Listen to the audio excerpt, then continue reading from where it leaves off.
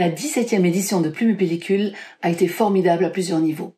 Tout d'abord parce que du côté de Plume, qui est l'atelier d'écriture, la partie professionnelle, malgré une situation sanitaire encore un peu compliquée, tous les participants ont pu rejoindre la résidence du Château Mercier et seulement 2 consultants sur 6 ont dû travailler à distance. Les autres étaient présents auprès des auteurs, dont Christopher Hampton, qui a été particulièrement salué par les participants qui tenaient à le féliciter pour son très récent 2e Oscar. L'ambiance de Plume était très féminine cette année. Sur les 12 auteurs présents, 8 étaient des femmes. Hasard complet de la sélection puisque tous les scénarios sont choisis de manière complètement anonyme. Mais il a flotté sur l'atelier une énergie un peu différente. Très joyeuse et pourtant particulièrement studieuse et intense. En une semaine, Drimago organise pas moins de 160 rencontres. Chaque auteur a 16 consultations d'1 ou 2 heures et à cela s'ajoutent les masterclass avec les producteurs, des réalisateurs et des scénaristes. De quoi passer une semaine focalisée sur leur projet et son avenir. Mais on n'est pas seulement resté au Château Mercier pour travailler dans notre coin. Et Plume serait très incomplet sans pellicule, l'aspect festival et rencontre avec le public. Cette année encore, on a eu de très très belles projections. Une centaine de personnes inscrites à l'avance, mais c'est tellement mieux que de ne rien pouvoir faire, tellement mieux de pouvoir partager ensemble des émotions collectives. Donc on était super heureux. On ne peut pas parler de cette édition sans souligner le film qui a valu le 2e Oscar à Christopher Hampton, The Father. Tout d'abord parce que le film lui-même est magnifique, mais aussi pour les échanges généreux de Christopher Hampton avec son public. Avant le film, nous avons proposé un hommage à cet auteur réalisé par Franco Badia.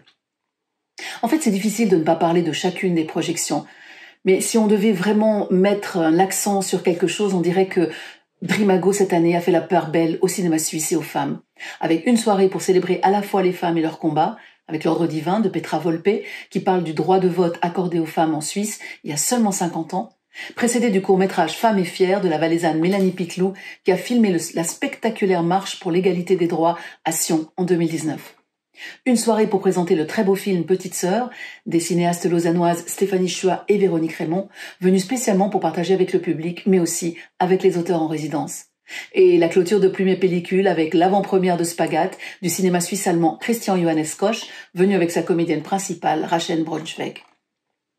La programmation de cette année a aussi permis au public 2 rencontres privilégiées. L'une avec l'écrivain Gilles Paris, auteur de Autobiographie d'une courgette, dans une rencontre intimiste sur la terrasse du Château Mercier, propice au sujet de son dernier livre, Certains cœurs lâchent pour 3 fois rien, qui lui est très personnel. L'autre avec le comédien Didier Flamand, dont Drimago a tenu à souligner la carrière riche et éclectique.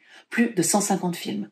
C'est Nicolas Bilder qui a réalisé un montage d'extraits de films pour partager son talent avec les spectateurs. Les enquêtes de satisfaction auprès des spectateurs ainsi que les micro-trottoirs nous ont confirmé que le plaisir que nous avons eu à partager les films et les invités choisis était à la hauteur de l'attente du public. Et ça, c'est un vrai bonheur. Le grand absent de cette édition, ça aura été Steven Frears, notre parrain.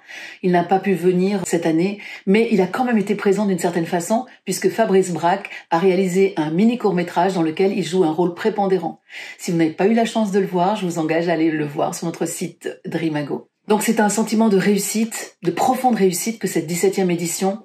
C'était peut-être un peu l'édition de l'espoir, puisqu'en fait Drimago a pu à nouveau être un peu plus international et nous avons pu nous concentrer sur ce qui importe le plus à notre association, c'est les échanges entre professionnels, mais pas seulement, aussi et surtout les échanges avec le public. Donc nous avons juste envie de dire merci. Merci aux auteurs de nous avoir confié leur scénario, merci aux spectateurs d'être venus voir et partager les films avec nous, mais aussi et surtout merci à vous qui nous soutenez depuis le début. Parce que sans vous, tout simplement, on n'existerait pas. Alors merci. Merci infiniment d'être là pour nous. Nous avons à cœur d'être toujours à la hauteur de votre confiance. Et puis, vivement la prochaine édition, la 18e édition de Plume et Pellicule.